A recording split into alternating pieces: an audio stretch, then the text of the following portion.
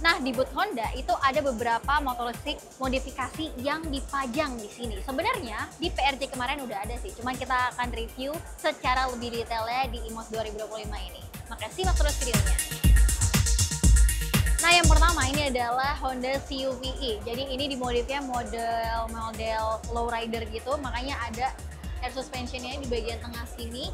Jadi diceperin juga, dan ini model velgnya itu monoblock, sedangkan untuk cakramnya udah diganti sama dia. Dan stangnya pun model naked.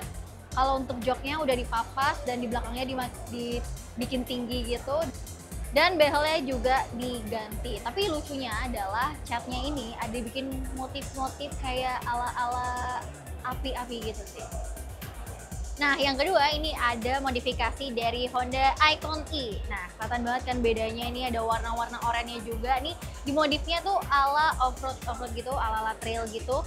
Jadi, pertama itu ada di bagian depannya yang paling kelihatan adalah spatbornya ini udah dijadiin satu sama bodinya ala-ala paruh bebek gitu.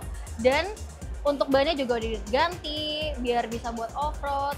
Terus velgnya juga diganti, sedangkan di bagian atasnya dikasih windshield, terus spionnya itu model burn end, dan di bagian tengah ya, di bagian decknya itu pakai footstepnya dilapisin sama besi, sama ada aksen-aksen besi juga di kanan kirinya tuh, dan armnya juga udah diganti. Sama satu lagi, untuk mempermanis motor ini dikasih buat brake.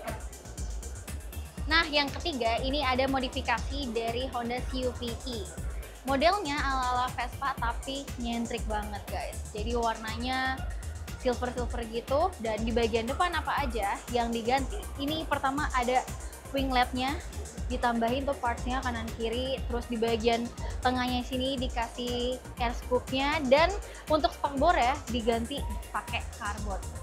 Nah, di bagian bawahnya kalau untuk peleknya ya, di sekelilingnya tuh warnanya silver, dan di bagian dalam ya tengahnya itu pakai warna hitam. Dan di bagian atasnya ini pakai bahan yang sama kayak bahan yang ada di wingletnya, baru spionnya itu burn end. Secara overall untuk bagian sampingnya ini modelnya tempong, terus gede, lebar kayak pantat lebah, dan di bagian joknya itu dia pakai bahan dari sweat, terus bagian tengahnya itu quilt, dan di bagian belakang itu ada tambahan ducktail ya. Jadi overall modifikasi motor ini kelihatan bikin motornya jadi futuristik tapi masih keren karena ada retro-retronya gitu.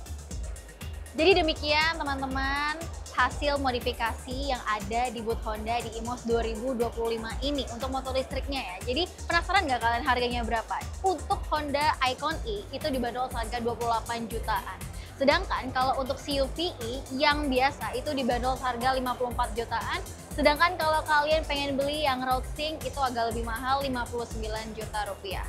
Nah, kalau kalian penasaran untuk review dari tiap motor-motor ini, silakan tonton aja di channel otomotifkompas.com. Terima kasih sudah menonton video ini dan sampai jumpa di video-video kami berikutnya.